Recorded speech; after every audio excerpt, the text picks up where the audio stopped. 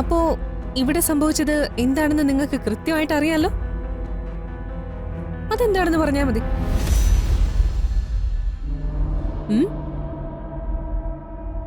ഞങ്ങളുടെ ഒരു നിലയ്ക്കും വിലയ്ക്കും ചേർന്ന ഒരു കുടുംബ പശ്ചാത്തലമോ സാമ്പത്തിക സ്ഥിതിയോ ഒന്നും വിനീതയ്ക്കും അവളുടെ വീട്ടുകാർക്കും ഉണ്ടായിരുന്നില്ല. ഒരു ദിവസം അമ്പലത്തിൽ പോയപ്പോ അവിടെ വെച്ചോ മറ്റോ കണ്ട് പ്രദീപിന് അവളെ ഇഷ്ടപ്പെട്ടു. അവൻ അങ്ങനെ ഒരു ഇഷ്ടം പറഞ്ഞപ്പോ ഞങ്ങൾ ആ വിവാഹം ആലോചിച്ച് നടത്തിക്കൊടുത്തു. മക്കളുടെ ഇഷ്ടത്തിന് അത്രയ്ക്ക് പ്രാധാന്യം കൊടുക്കുന്ന രക്ഷിതാക്കളാ ഞങ്ങള്. പിന്നെന്തിനാ വിവാഹം നടത്താൻ നിങ്ങൾ ഒരുപാട് സ്വർണവും പണവും ചോദിച്ചത്? സ്വർണവും പണവും ഒക്കെ ചോദിച്ചെന്നോ? എന്റെ ഭഗവാനെ, ആരാ ഈ നട്ടാക്കുരുക്കാത്ത നുണയൊക്കെ പറഞ്ഞിരുന്നത്? ഇക്കാലത്ത് അങ്ങനെ ആരെങ്കിലും സ്വർണവും പണമൊക്കെ ചോദിക്കൂ? അവരവരുടെ ഇഷ്ടത്തിന് അവരുടെ മകൾക്ക് എന്തെങ്കിലും കൊടുത്താ അത് വേണ്ടാന്ന് ഞങ്ങൾക്ക് പറയാൻ പറ്റോ? അല്ലെങ്കിൽ തന്നെ അവിടെ നിന്ന് കൊണ്ടുവന്നിട്ട് വേണോ ഞങ്ങൾക്ക് ഇവിടെ ജീവിക്കാൻ? പക്ഷേ പല പ്രാവശ്യം നിങ്ങൾ വിനീതയോട് വീട്ടിൽ നിന്ന് പണം കൊണ്ടുവരാൻ പറഞ്ഞതായി വിനീതയുടെ വീട്ടുകാർ പറഞ്ഞല്ലോ. അതൊക്കെ വെറുതെ പറയുന്നതോ? അവരവരുടെ കൊച്ചു മരിച്ചതിന്റെ സങ്കടം തീർക്കാൻ വെറുതെ അവര് ആ കുറ്റം ഞങ്ങളെ തലയിൽ കെട്ടിവെക്കാൻ നോക്കുന്നതാ. അങ്ങനെയല്ലല്ലോ. നിങ്ങൾ പണം ആവശ്യപ്പെടുന്ന വോയിസ് ക്ലിപ്പ് അവരുടെ കയ്യിലുണ്ട്.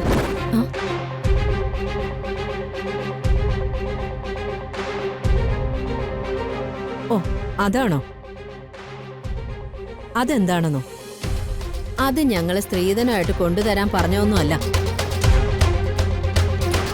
പ്രസീതയുടെ കല്യാണത്തിന് അല്ല, അവളുടെ ഭർത്താവിന് ബിസിനസ്സിനൊരു ആവശ്യം വന്നപ്പോ ഒന്നും മറിക്കാൻ ബന്ധത്തിന്റെ പേരിൽ ഒരു സഹായം ചോദിച്ചതാ.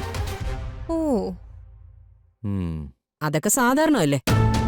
നമുക്ക് പെട്ടെന്നൊരു ആവശ്യം വന്നാ ആ സമയത്ത് ലിക്വിഡ് ക്യാഷ് കയ്യിലില്ലെങ്കിൽ എന്ത് ചെയ്യും? ആദ്യം കുടുംബത്തിലുള്ളവരോട് ചോദിക്കും, ഇല്ലെങ്കിൽ ബന്ധുക്കളോടോ സുഹൃത്തുക്കളോടോ ചോദിക്കും. അങ്ങനെയൊക്കെയല്ലേ ചെയ്യുന്നേ? ആ രീതിയിൽ ചോദിച്ചതോ? ഓക്കെ. അങ്ങനെ നിങ്ങളുടെ ഭാഗത്തുനിന്ന് ഒരു പ്രശ്നമില്ലെങ്കിൽ പിന്നെ എന്തിനാ വിനീത മരിച്ചത്? ആസിഡ് ഒരാള് വെറുതെ കുടിക്കില്ലല്ലോ. ഒന്നുകിൽ മരിക്കാൻ തീരുമാനിച്ച് കഴിക്കണം, അല്ലെങ്കിൽ ആരെങ്കിലും ബലമായി കുടിപ്പിക്കണം.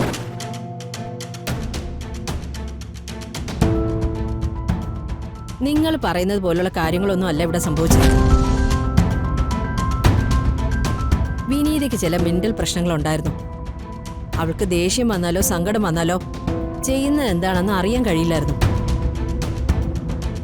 അങ്ങനെ പെട്ടെന്നുണ്ടായ എന്തോ കാരണം കൊണ്ടാ അവള് തന്നെ ആസിഡ് എടുത്ത് കുടിച്ചത്.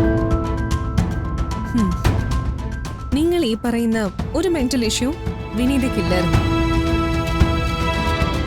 വിനീതയുടെ സോഷ്യൽ മീഡിയ പോസ്റ്റുകളും പഠിച്ചുകൊണ്ടിരുന്നപ്പോ മെന്റൽ എബിലിറ്റി ടെസ്റ്റുകളും അനാലിറ്റിക്കൽ എബിലിറ്റിയും മാത്തമാറ്റിക്സിലും എല്ലാം വളരെ മിടുക്ക് കാണിച്ചിരുന്ന ഹൈലി ഇന്റലിജന്റ് ആയ ഒരു കുട്ടിയായിരുന്നു വിനീത. അങ്ങനെ ആയിരുന്നു, പക്ഷെ പിന്നീട് മാറാലോ. മനുഷ്യന്റെ മനസ്സിന്റെ താളം തെറ്റാൻ ഒരു നിമിഷം പോരെ?